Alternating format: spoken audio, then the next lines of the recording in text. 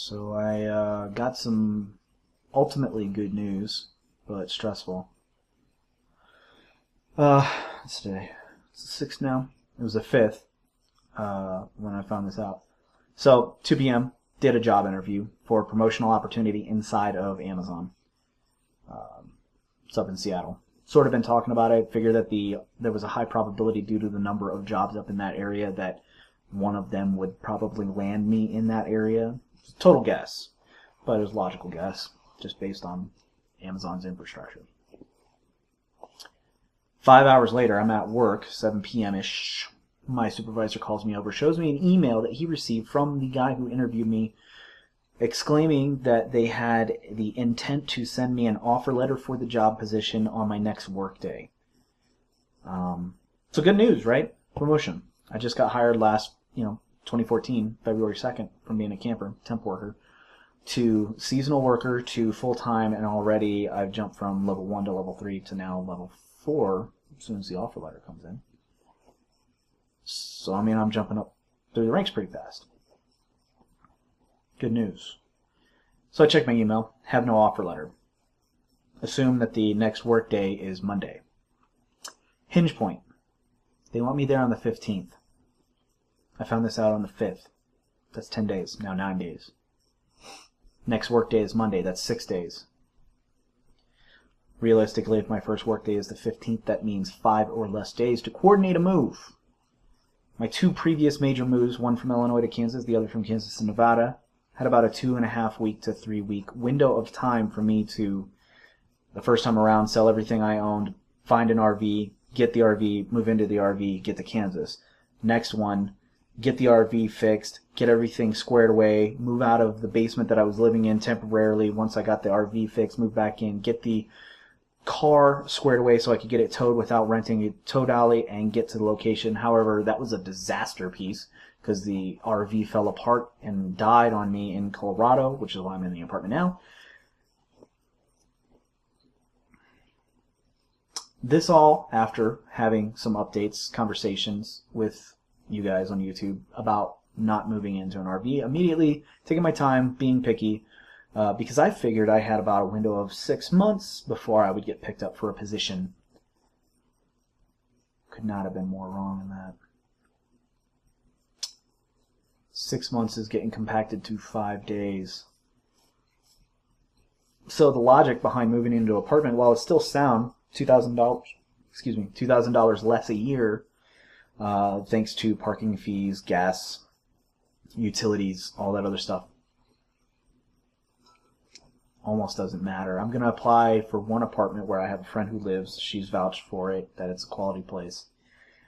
Typically, when you do a move inside of a company, you have the opportunity to fly to the receiving location, talk to some people who already live and work there, get to know the area, find a decent apartment. Make sure you don't get one like by the railroad tracks or in the bad part of town or with a terrible landlord, or, you have the opportunity to kind of find some of this stuff. In my particular case, being that it's 4 or 5 days, that's an extreme short window of time. Probably not going to be able to find, because I don't know Seattle well enough to know where the good and bad parts are. So on my end, I could get screwed with a shit landlord, loud-ass neighbors, bad part of town, expensive. Because of the short window of time, they could negotiate high and take advantage of me, trying to find the money to make the initial first month's rent, all that other stuff, get utilities changed over on my name in an extreme short window of time. Not probable. So let's open the door back to the RV thing. In spite of the extra $2,000 I would probably end up spending a year, unless after getting up there I'm able to kind of talk to some of the local RVers and get a better gauge on what's going on around there. And being in an RV, I'd be in a mobile structure to where I could kind of move around should I need to, for whatever reason.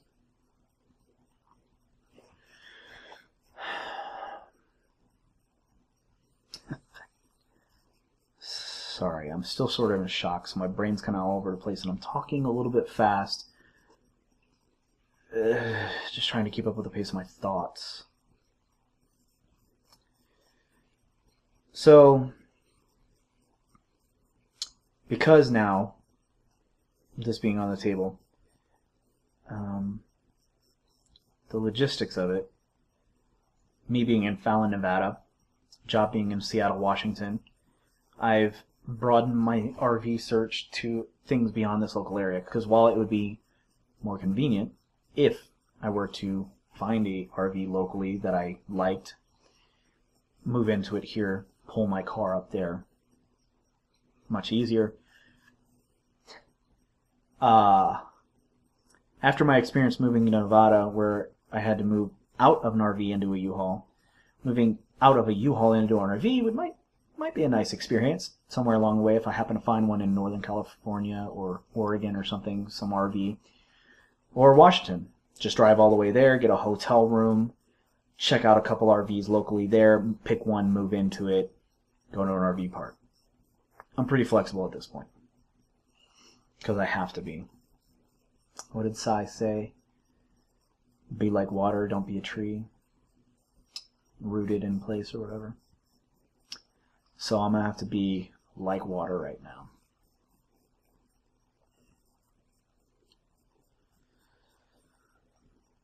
So, it's funny, everybody's asking, why aren't you excited?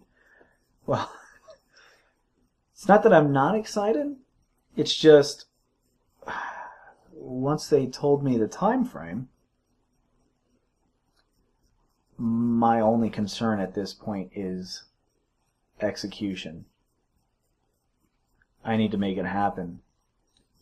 I'll be excited once my foot steps through that door after a successful move, because the last move was not quite as successful. Now, while I got here on time, was lucky to find this place, and Nick, I know, despite being Irish, that is not going to happen another time. This was a fluke, finding this place. That's not going to happen the second time around. I already know that, so I need to hedge my bets.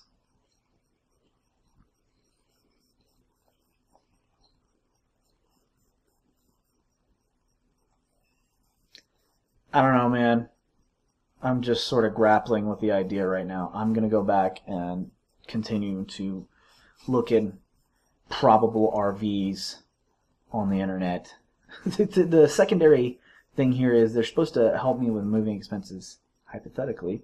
I don't know if that's in the offer letter or not. God, I hope it is. Because if I have to do this on my own again, I am not ready for that at all. I'm in a better financial position, but that would just crush me back down to the bottom. I mean, I've just gotten to the point where I'm about to pay off the last people. Man, I cannot handle that financially again if I have to carry the brunt. But again, I don't want to miss out on the opportunity either. So, God, I hope they help out. If they help out, that will like solve a third of the problems that I'm going to have with this move just from the get-go.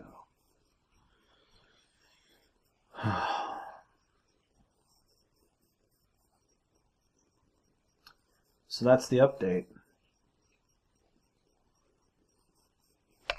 So I started waking up early a week ago for no apparent reason. Now I guess I know why with the move, so I'm getting everything ready. Now I've pulled out the totes. I've got a few more things than I did when I moved here, so I'm going to start putting it all in the totes and see what I have left over and what I have to get rid of. It's pretty windy. It was really windy when we came here too. Now we might be leaving. Yeah. Holy crap. It's really blowing up a storm out there, huh? And I can tell spring's coming. You guys are shedding like crazy. It's the beginning of February. We gotta go somewhere colder. Alright. Got those packed up. Got that packed up. I'm getting ready to post all this stuff on Craigslist to just get rid of the shelves. I'll just buy new furniture when I get there if I get an apartment, and if I get into an RV then it's not going to matter. So I'm gonna move this desk out there, and I'm basically putting all my stuff in this back room because I'll essentially have an open house with all the stuff I'm not gonna take, and let people come in and make me an offer and take stuff off my hands, basically. I've already got this sold. I picked it up for cheap because I had planned to do recordings with it, but if I move back into an RV, I'm not going to have room, so I'm selling that. I'm selling a few other things. Giving away the couch for free if I can, so that way my landlord doesn't have to deal with it, because I can't move that myself into a moving truck, and I definitely can't move it into an RV if that's what ends up happening. So luckily, the rest of my stuff, I mean, I don't have a bed, I have a cot, and the other stuff is clothes, which I just put in my duffel bag. So oh, sheets for a bed I don't have. Might be able to get rid of those too. Okay, so almost done. The good thing about moving several times every year is you constantly get to go over all of your gear or your stuff, whatever you want to call it.